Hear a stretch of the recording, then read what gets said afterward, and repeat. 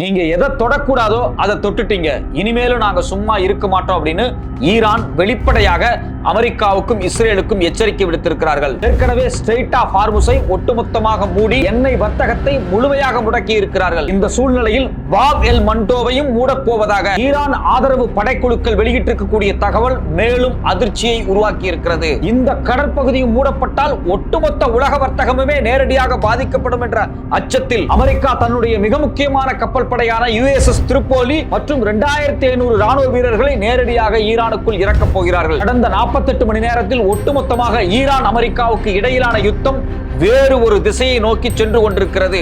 எதற்காக அமெரிக்காவினுடைய இந்த தாக்குதலை ஈரான் இவ்வளவு முக்கியமானதாக எடுத்துக் கொள்கிறார்கள்? இது மட்டுமல்லாமல் பாப் எல் மண்டோவை மூடினால் என்ன ஆகும் உலக வர்த்தகம்? வணக்கம், இது தமிழ் குரல். நான் உங்கள் சத்யராஜ். ஈரானுக்கும் அமெரிக்காவுக்குமான யுத்தம் ஒவ்வொரு நாளும் ரொம்ப தீவிரமடைஞ்சிட்டே போகுது. இதுல குறிப்பா பாத்தீங்க அப்படின்னா, நேத்துக்கு என்ன பண்ணிருக்காங்க அப்படின்னா, ஈரானினுடைய மிக முக்கியமான பகுதியான கார்க் ஐலாண்டின் மீது அமெரிக்கா மிக மோசமான வான்வெளி தாக்குதலை பண்ணியிருக்கிறாங்க. கார்க் தீவு அப்படிங்கிறது ஒரு சாதாரண தீவு கிடையாது, ஈரானினுடைய இதயம்னே சொல்லுவாங்க. ஏன் அப்படின்னா, ஈரானினுடைய எண்ணெய் ஏற்றுமதி இருக்கு பாத்தீங்களா, அது முழுக்க முழுக்க அந்த கார்க் தீவை நம்பிதான் இருக்கு. அது ஒரு சின்ன தீவு தான். அதனுடைய நீளம் பார்த்தீங்க அப்படின்னா கிட்டத்தட்ட ஒரு 8 கிலோமீட்டர் சொல்றாங்க. அதனுடைய அகலம் 4 to 5 கிலோமீட்டர் வரைக்கும் இருக்கு அப்படிங்கிறாங்க. அதாவது ஈரானினுடைய மெயின்லேண்ட் இருக்கு பார்த்தீங்களா, அந்த நிலப்பகுதியிலிருந்து எடுக்கப்படக்கூடிய க்ரூட் ஆயிலா இருக்கட்டும், LPG-யா இருக்கட்டும், LNG-யா இருக்கட்டும், இது எல்லாமே பார்த்தீங்க அப்படின்னா பைப் வழியாக கடலுக்கு அடியில இருந்து கொண்டு வந்து இந்த கார்க் தீவுல தான் வந்து ஸ்டோரேஜ் பண்ணி வச்சிருப்பாங்க.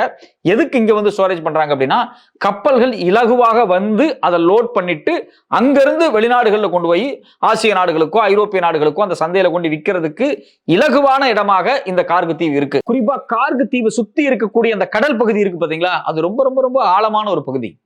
அங்க வந்து கப்பல் வந்து ஈஸியா நிறுத்த முடியும், அதே சமயத்தில் லோட் பண்ணிக்கலாம். அங்கிருந்து வந்து அந்த கப்பலை வந்து ஈஸியா மூவ் பண்ணி அரபிக்கடல்ல இருந்து அப்படியே இந்திய பெருங்கடல் வரைக்கும் போயிடலாம். இது ரொம்ப ரொம்ப ஈஸியான ஒரு பகுதி அப்படிங்கிறதுனால வர்த்தக ரீதியாக அந்த இடம் வந்து ரொம்ப இம்பார்ட்டன்டான ஒரு விஷயம். ஈரானுடைய முக்கியமான ஒரு எக்கனாமிக் ஸ்பாட் அது. அது மேல நம்ம குண்டு போட்டு அழிச்சிட்டோம் அப்படின்னா ஒட்டுமொத்தமா ஈரான் நம்ம கிட்ட சரண்டர் ஆயிரும் அப்படின்னு அமெரிக்கா ஒரு பகல் கனவு காணுது. அந்த பகல் கனவின் அடிப்படையில நேற்று நைட்டு பாத்தீங்க அப்படின்னா 15 எக்ஸ்ப்ளோஷன்ஸ் வந்து மொத்தமாக அந்த தீவு மேல வந்து போட்டிருக்காங்க. அதுல 2 செய்திகள் வெளிவருது. ஒன்னு, அமெரிக்கா தரப்புல இருந்து என்ன சொல்றாங்க அப்படின்னா, நாங்க வந்து ஈரானினுடைய முக்கியமான ஆயில் டேங்க், அதாவது ஆயில் ஸ்டோரேஜ் பண்ணி வைக்கக்கூடிய இடம் இருக்கு பாத்தீங்களா, அதை நாங்க அழிச்சிருக்கிறோம் அப்படின்னு சொல்றாங்க. ஆனா ஈரான் தரப்புல இருந்து என்ன சொல்றாங்க அப்படின்னா, இல்ல அவங்க வந்து குண்டு போட்டது உண்மைதான், பட் ஆனா குண்டு போட்ட இடங்கள் பாத்தீங்க அப்படின்னா முழுக்க முழுக்க இந்த ஏர் டிஃபென்ஸ், நேவல், அது இல்லாம சில ஏர்போர்ட் ஃபெசிலிட்டிஸ் இந்த ஏரியால தான் போட்டிருக்கிறாங்க. அவங்க எங்களுடைய எண்ணெய் கிடங்கு மேல போடல அப்படின்னு வந்து ஈரான் தரப்புல இருந்து சொல்றாங்க.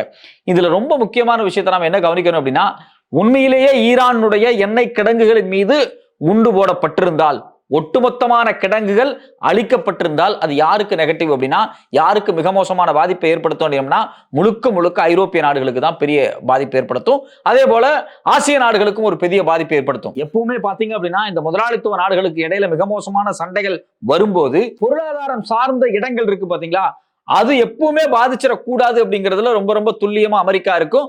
ஏன்னா அதுல அமெரிக்காவினுடைய நலன் இருக்கு.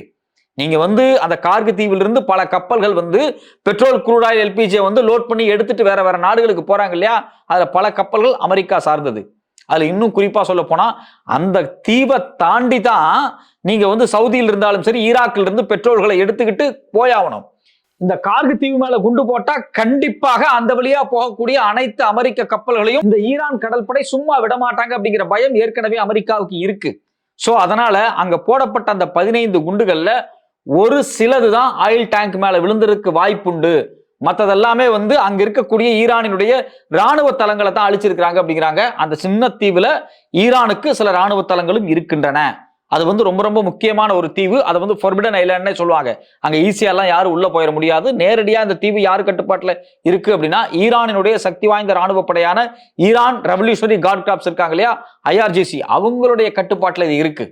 சோ அதனால ஈஸியா யாரும் உள்ள போயிட முடியாது. பட் ஆனா அமெரிக்கா உண்மையிலேயே அந்த தீவை ஒட்டுமொத்தமா அழிச்சிருச்சா அப்படின்னா, இது வரைக்கும் கிடைச்ச செய்தியின் அடிப்படையில அப்படி எதுவும் நடக்கல. சில டேங்குகள் மேல மட்டும் குண்டு போடப்பட்டிருக்கிறதாக சில பிரத்யோக வீடியோ காட்சிகளை வந்து அமெரிக்காவே வந்து தொடர்ச்சியா வெளியிட்டு இருக்காங்க. ஆனா ஈரான் தரப்புல இருந்து வெளியிட்டு இருக்கக்கூடிய செய்தி, இவங்க கார்க் தீவு மேல குண்டு போட்டது உண்மை, ஆனா சில பகுதிகளை மட்டும்தான் அவங்க அடிச்சிருக்கிறாங்க அப்படிங்கிறாங்க. அதே சமயத்துல ஈரான் இதை சாதாரணமாலாம் எடுத்துக்கல. நீ கார்க் தீவு மேல தொட்ட விரும்புறேன் அப்படின்னா உலகத்தினுடைய ஒட்டுமொத்த எக்கனாமிக் ஸ்பாட்டா இருக்கக்கூடிய பாபியல் மண்டோவை நாங்க அடைச்சிருவோம் அப்படிங்கிற இடத்துக்கு அவங்க நகர்ந்திருக்கிறாங்க. ஒரு எச்சரிக்கையும் விட்டுருக்காங்க. அந்த எச்சரிக்கையை ஈரான் அரசோ நேரடியா விடல. ஏன்னா இந்த பாபியல் மண்டோ அப்படிங்கக்கூடிய அந்த பகுதி இருக்கு பாத்தீங்களா, இது எங்க இருக்கு அப்படின்னா ஏமன் நாட்டினுடைய ஒரு கடல் பகுதியில தான் இருக்கு. அப்ப ஏமன் நாட்டில் இருக்கக்கூடிய அரசு இதை அறிவிச்சிருக்கிறாங்களா? கிடையாது. ஏமன் நாட்டினுடைய அரசு அப்படிங்கிறது அமெரிக்காவுக்கு சாதகமான ஒரு அரசு. ஏமன் நாட்டில் இருக்கக்கூடிய ஹவுத்தீஸ் அப்படிங்கக்கூடிய ஒரு ராணுவ குழு, ஒரு மிலிட்டன்ட் குரூப், ஒரு போராளி குழு, ஆயுதம் தாங்கிய மிக சக்தி வாய்ந்த போராளி குழு இந்த பாபேல் மண்டோ அப்படிங்கக்கூடிய கடல் பகுதியை தன் கட்டுப்பாட்டில் வச்சிருக்காங்க. இந்த பாபேல் மண்டோ அப்படிங்கிற பகுதி சாதாரண பகுதி கிடையாது. அதாவது இந்த அரபு மேப்பை நீங்க எடுத்து பார்த்தா ரொம்ப தெளிவா தெரியும். இந்திய பெருங்கடல்ல இருந்து ஒரு கப்பல் ஐரோப்பிய நாடுகளுக்கு போகணும், லண்டனுக்கு போகணும் அப்படின்னா அது ஆப்பிரிக்காவை சுத்தி தான் காலங்காலமா போகணும். ஒரு காலத்துல பாத்தீங்கன்னா ஆப்பிரிக்காவை சுத்தி தான் போயிட்டு இருந்துச்சு. ஆப்பிரிக்கால அந்த கேப் ஆஃப் குட் ஹோப்னு சொல்லுவாங்க, அந்த வழியா தான் போகும். ஒரு காலத்துல வாஸ்கோட காமா எல்லாமே அந்த ரூட் வழியா வந்துதான் இந்தியாவை பிடிச்சாங்க. ஆனா அந்த ரூட் அப்படிங்கிறது ரொம்ப ரொம்ப ரொம்ப தூரமாக போக வேண்டியதா இருக்கிறதுனால இடையில சுவிஸ் கேனால் உருவாக்கப்பட்டு, சுவிஸ் கேனால் அதாவது செங்கடல்ல இருந்து சுவிஸ் கேனால்ல இருந்து மெடிட்டரேனியன் கடலுக்குள்ள போய் ஐரோப்பாவுக்கு ஈஸியா போயிட முடியும். இந்த ரூட்டுக்கு மையமா இருக்கிறது இந்த ரெட் சீ தான். அதாவது இந்திய பெருங்கடலையும் ஐரோப்பாவினுடைய மெடிட்டரேனியன் சீயையும் இணைக்கக்கூடிய இடம் இந்த ரெட் சீ. இந்த ரெட் சீக்கு உள்ள இருக்கக்கூடிய முக்கியமான ஒரு பகுதி தான் பாபியல் மண்டோ அப்படிங்கக்கூடிய ஒரு வளைவு. இந்த வழியா தான் கப்பல் போயாகணும். சோ அப்ப இந்த ரூட் வழியாக வரக்கூடிய எண்ணெய் கப்பல்களை நாங்க ஒட்டுமொத்தமாக அடிச்சு நொறுக்குவோம் அப்படின்னு ஈரான் ஆதரவு போராளி குழுவான ஹவுத்தீஸ் வெளிப்படையாக நேற்றைக்கு அறிவிச்சிருக்கிறாங்க. ஏற்கனவே ஸ்ட்ரெய்ட் ஆஃப் ஹார்முஸ் வழியா எந்த கப்பலும் போக முடியாது. உலகம் முழுக்க பாத்தீங்க அப்படின்னா இந்த எண்ணெய் ஏற்றுமதி இறக்குமதியில கிட்டத்தட்ட 20% இந்த ஸ்ட்ரெய்ட் ஆஃப் ஹார்முஸ் வழியா தான் போகுது. அதே போல இந்த பாபேல் மண்டோ வழியாக 10% உலக வர்த்தகத்துக்கு போகுது.